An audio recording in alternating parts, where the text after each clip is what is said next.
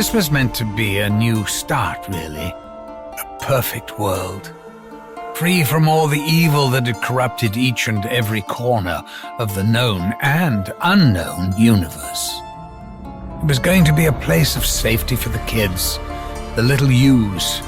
You little... well, so far, so good.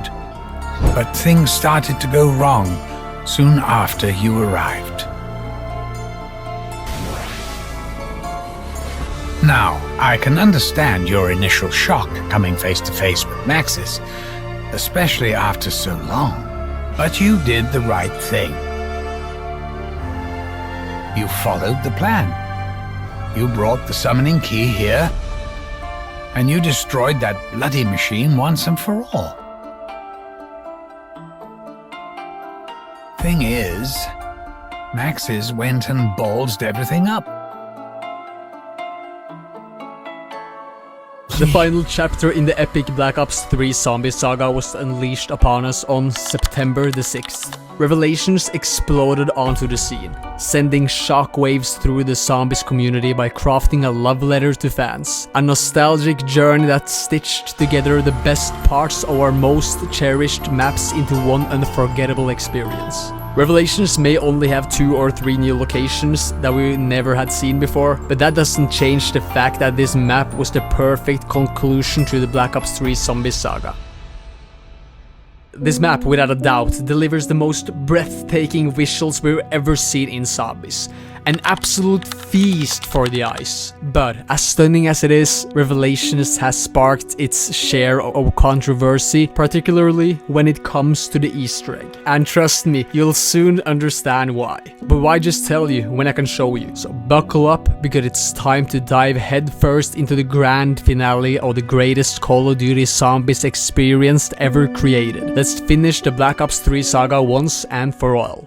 So I spawned in and ran straight to the Gobblegum machine as always and got myself Immolation Liquidation, the Gobblegum that lets you spawn in 3 fire sale drops. I began spinning the box like a madman and bought myself Quick Revive just to be safe so I wouldn't see the game over screen before I even finishing round 1. After a few spins, I secured Lil Arnis, so the first piece of the puzzle was in place. Now all I needed was the Thunder Gun, the Apothicon Servant, the Rifty 9 and the Ragnaroks. And as if the RNG gods were smiling down on me, just 2 spins later, I had the Apothicon Servant in my hands. Things were starting to look up. Next, I made my way to the Corruption Engine, yeah, the one that summons those demonic furries or furies or whatever they're called. 30 business seconds later, the job was done and we were ready to move on to round 2. Naturally, I spun the Gobblegum machine again, didn't win a gazillion dollars this time, but hey, I scored a Perkaholics, so I wasn't complaining. I started knifing zombies to rack up some points and then took another swing at the Gobblegum machine, and this time I got raindrops. Not bad at all.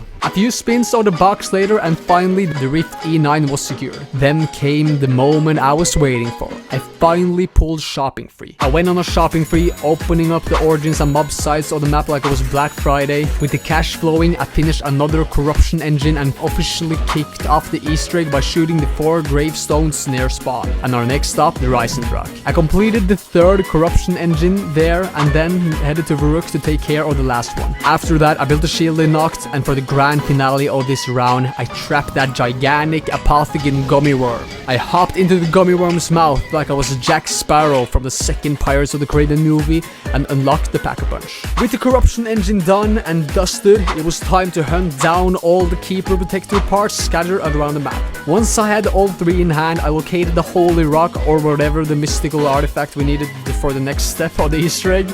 But before diving into that, I figured it was time to upgrade the Apothicon Servant, mostly because my pockets were feeling a bit too light for comfort. The upgrade quest is pretty straightforward, just shoot a few glowing blue rocks in the sky. So after vacuuming up every last rock like a comic cleaning service, I was ready to toss the Apothicon Servants into the Pack-a-Punch machine, or at least I would be once I had enough cash. Fast forward to round 4 and finally luck was on my side. I snagged the Thunder Gun from the box, and now I was only missing the Ragnaroks to be fully set. They weren't mandatory, but hey, who doesn't like a little extra firepower in their back pocket? Next up, I grabbed another shopping spree, and I got to upgrading my Rift E9, Apothicon Servant, and Thunder Gun. With my arsenal fully juiced up, I made my way over to Varuk to summon the Keeper Protector. Once summoned, I played escort duty, guiding the Keeper to the holy rock we found by the cafeteria at Mabo the Dead. As soon as the Keeper laid eyes on the stone, he started his ritualistic dance. Let's just say it was less so a sacred rite and more like a lap dance with some ancient flair. And my job? To protect him like the world's most dedicated nightclub bouncer. So after 35 business days of shooting and bombing zombies like I was Barack Obama with his drone strikes, the Keeper was finished and we could now pick up a film reel on the ground. The next step in our journey was to toss Lil Arnis into 9 different holes inside the gigantic gummy worm. And it sounds simple, right? Well, not exactly. This step turned out to be more of a challenge than I expected. I literally failed 3 times just trying to hit the second hole, but after finally landing 3 Arnis in the 3 holes, I was greeted by the arrival of 3 Marvelous. And that was no problem though. I pulled out my Thunder Gun and blasted them into dust. With that one done, I geared up to repeat the process, but there's a catch. I kept forgetting which holes I'd already thrown the Arnis into. And let's just say, things got a bit messy.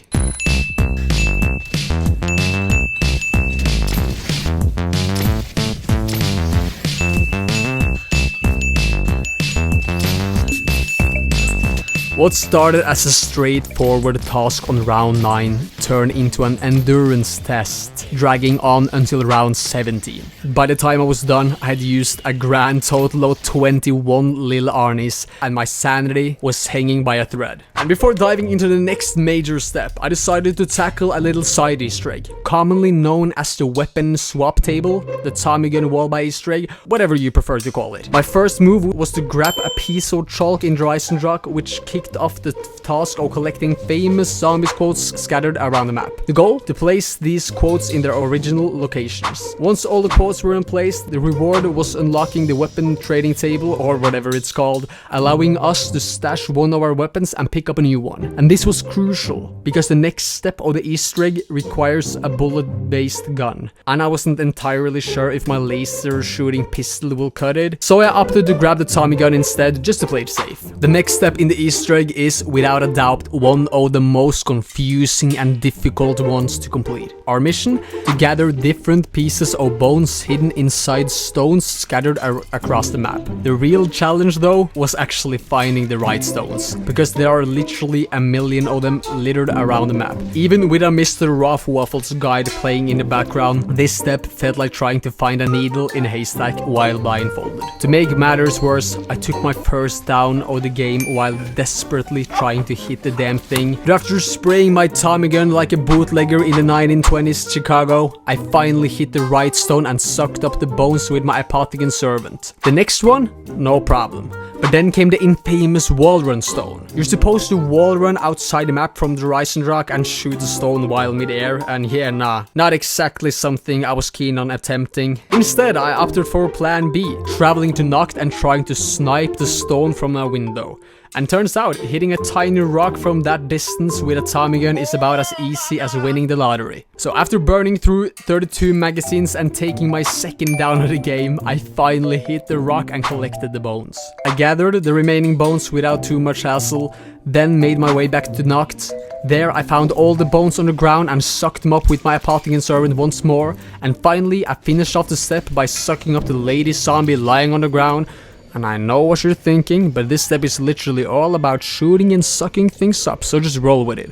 And with that, this frustrating step was finally complete. With the bone step out of the way, I placed an audio reel by Origins and prepared for the next task, using all the laser cannons and aiming them towards a rock or something so they will all converge on Noct. And why, you may ask? Because an old friend was waiting for us, the gigantic talking football, or better known as Sophia. I decided to give Sophia the grand tour, showing her around the map. She eventually found a cozy spot on top of the Kino teleporter where she powered it up like the superstar she is. I stepped into the teleporter and was whisked away to Samantha's room, where I picked up the chronorium, and then it was back to Kino to place the chronorium on the stage, which somehow sent glowing balls or something like that into the original Pack-a-Punch room. Next up was the egg hunt. We needed to pick up 4 different eggs and place them inside the gigantic gummy worm to then fill them up with zombie souls, and once they were all in place, I managed to take another down during this step, because why not? And after filling the soul boxes, the eggs transformed into gummy worms. Our job was to place these gummy worms around the map to gather the symbols we needed for the next step. After collecting all 4 symbols, we were finally ready to enter the first part of the boss fight. The first task was to run over to the chronorium and retrieve the 4 symbols from the book,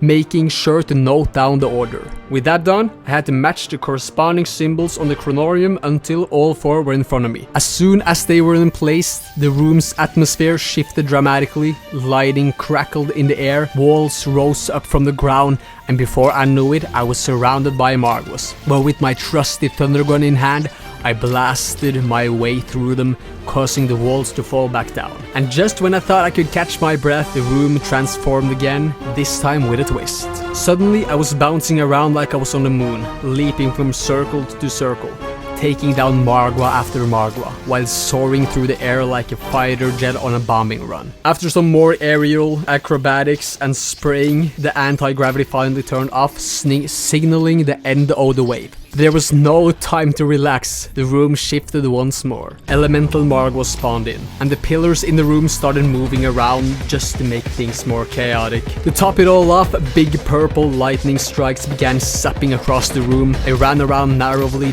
avoiding disaster, but at one point I got red screen and found myself trapped in a corner with 2 Margwas closing in. Just when it seemed like the end, the lights flashed and the wave was finally over. But again, there was no time to rest. In the blink of an eye, the floor turned to lava and the final wave began. Elemental fire Margwas erupted into the room, ready to finish me off. But as you all know, I don't go down in epic situations like this, only in the dumb ones. So once more, I fought my way through it, and from the sky, the summoning key descended. I grabbed it and got teleported back to Kino. Now the mission was clear. I had to throw the summoning key at different objects around the map like I was a LeBron James. I grabbed raindrops from the Gobblegum machine just in case, because apparently this step can be a bit buggy. With that insurance in hand, I headed back to Kino to throw the summoning key once more. But let's just say my basketball career didn't exactly take off, because I was struggling to hit the target. After several frustrating attempts, I finally made the shot and continued on my journey. Everything was going smoothly until disaster struck. After going through one of the teleporters in Noct, the summoning key literally despawned, thanks to a glitch with this step.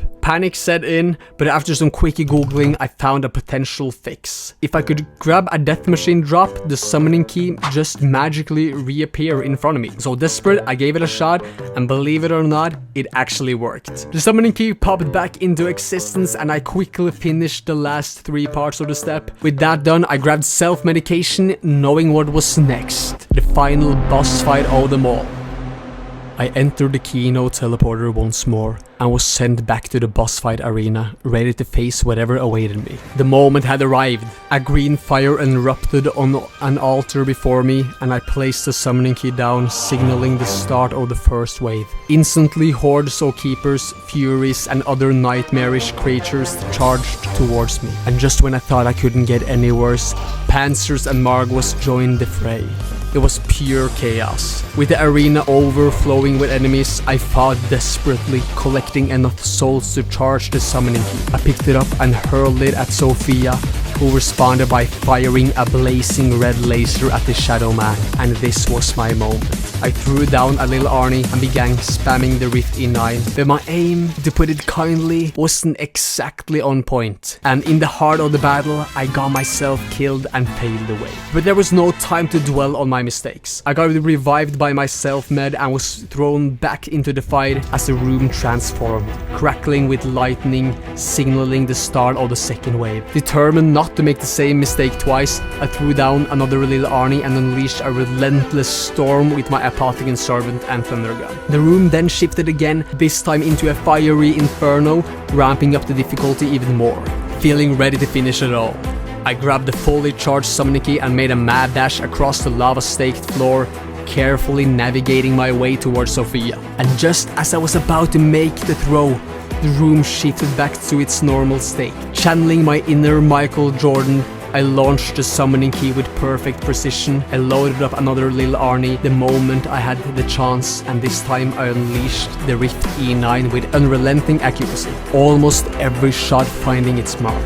I watched as the Shadow Man was sucked into the Apothecan's mouse, so I rushed to press X on the Chronorium only to realize in horror that the Shadow Man wasn't defeated yet. And in a desperate bid for survival, I spammed the Apothecan Servant, clearing a path to safety, but the room had one more trick up its sleeve. I placed the summoning key once more, not realizing that the floor beneath me was dealing damage, and before I knew it, I was down again. So with everything on the line, I filled up the summoning key and began flinching Lil Arnis in every direction. I grabbed the summoning key and threw it at Sophia for the third time. With everything I had left, I unleashed a barrage on the Shadow Man, even turning to throw my last Lil Arnie.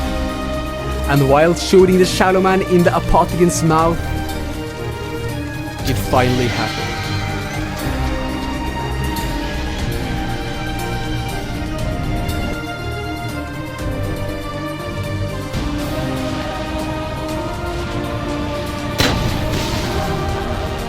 Sophia, Alexis. you know what we must do, my dear. Yes, my love. We will do it together. As one we are, now and forever.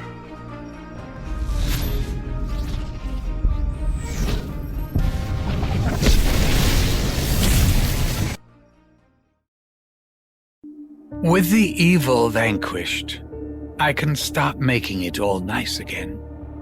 No undead, no apothecons, no Shadow Man. All of it gone. Forever. But here's the funny thing. You snowflakes shouldn't even still be here. You should be fading out of existence by now. Those blood vials. I was wondering when you'd bring this up. They're from realities we've already closed off. They shouldn't be here. They can't be here. Such a paradox means you're putting my perfect world at risk. You guys and your bloody free will. What to do? What to do? Well, you certainly can't stay here. You could send us somewhere else. Somewhere we've never been. I suppose I could make a little corner somewhere in history. A place where I can dump some of the other shit that I've left over. Or I just wipe you from existence.